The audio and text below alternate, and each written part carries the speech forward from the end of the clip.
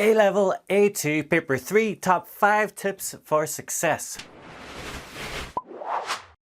Paper 3 is one killer of an exam. It could be the hardest exam you'll ever do. Houston, we have a problem. That's why it's crucial that you're prepared for what's coming up. Having marked hundreds of these exams, I've seen higher ability students come unstuck by bad exam technique, but also students with more limited ability overperforming because of smart exam strategy. Cambridge Business Essentials boosts your business learning to the next level. If it's your first time here, hit the subscribe button to stay updated. Here we're going to take an overview of the whole paper, your exam strategy, and my top 5 survival tips to make it through with a top grade. The strategies I'm going to offer you are just one way of approaching this paper, having marked a lot of these exams and seeing what works and what doesn't work for different students.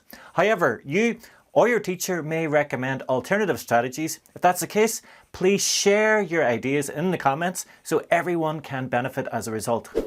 The good news. It's always good to start with the good news. It's not just you who find the A2 exam a challenge. If we look at the grade boundaries for A2 compared to AS in March 2020, you can see that for A2 you need 62% for an A, but for AS you had to score 78 for an A. So everyone's in the same boat. You won't score as highly in AS as you do in A2. What's going to set you apart is how you deal with that challenge positively, your resilience in getting through the paper and being as prepared as you possibly can. Focus on evaluation and analysis. Because when you take away the 14 points for the calculation questions, you can see the vast majority of marks in paper 3 are for analysis and evaluation. The key is to quickly score the knowledge marks and move on to the deeper analysis and evaluation. This is especially true in the two 16-mark questions and the 20-mark questions where over 70% of your marks will come from analysis and evaluation. If you need further evaluation tips, click up here or in the description below where you can find links to evaluation and building chains of analysis. Top tip 2. Do all of the questions. Okay, so this may seem super obvious, but you would be surprised how many students don't even attempt entire questions. If you're not too sure about the concept in the question, have a go. Answer the question as best you can, building up simple chains of analysis focused on the keywords in the question. Even by giving simple bullet points or short paragraphs with chains of analysis, you could pick up vital points which you won't get if you leave that answer blank. Number 3 is timing. As it's a marathon paper, try and view it as a long distance race. It's crucial to keep a good tempo throughout all of the questions, not to be rushed, but to keep a good pace. Unlike paper 1 and 2, there isn't an easy way of breaking down how long you should spend on each question. And it also depends on how long it takes you to read the case study. If you allow 15 minutes to read the case study at the start, that leaves 1.65 minutes for every mark. So for 12-mark questions, that's 20 minutes, 16-mark questions, 27 minutes, and so on. As a general rule, if you're going through the paper in question order, by the first hour you should be halfway through 2B. For the second hour, aim to get on to question 5.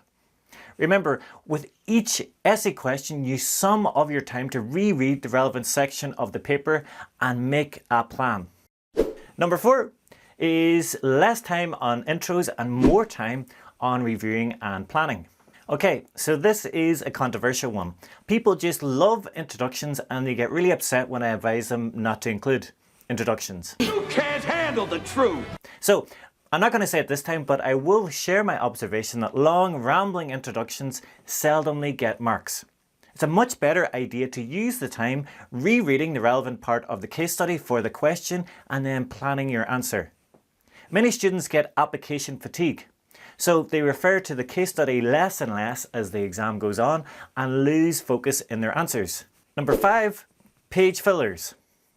As the A3 paper has a designated space for every question, many students try and fill up that blank space for every question. But this can mislead you to spend too much time on some questions and not enough time on others. For example, both question 1 and 2 have 2 pages of space, but question 1 is worth 10, question 2 is worth 12. If you do need extra space, don't be afraid to use a continuation sheet. Don't try and cram all your evaluation into a tiny little space at the end of your answer. This is absolutely crucial if you haven't completed your evaluation at the end of the question, because evaluation is a third of the total exam. But it ain't about how hard you hit. It's about how hard you can get hit and keep moving forward. If you mess up one of the questions, forget about it and move on. Very few students fly through the paper with no issues at all. In fact, when you look back at the top scoring answers, students with nearly full marks in most questions, there's nearly always one question where those students don't do that well. Treat every question as an exam in itself. Stick to your time limit, and when it's over, forget about it and then focus on the next question. If you do have time at the end, you can always review and add to your answer. If you've enjoyed the video, give me a thumbs up and subscribe to stay updated. Do you have other tips or strategies in paper 3? Do you approach the questions in a different order, like doing the calculations first or section B first? Please share your ideas in the comments, and then everyone can benefit from your expertise. If you want to get evaluation ideas that you can use across different questions, click up here. And if you want to see the updated chains of analysis tutorial, click down here. And if you really want to take your learning to the next level, head to CAIEbusiness.com. Thank you. See you next time.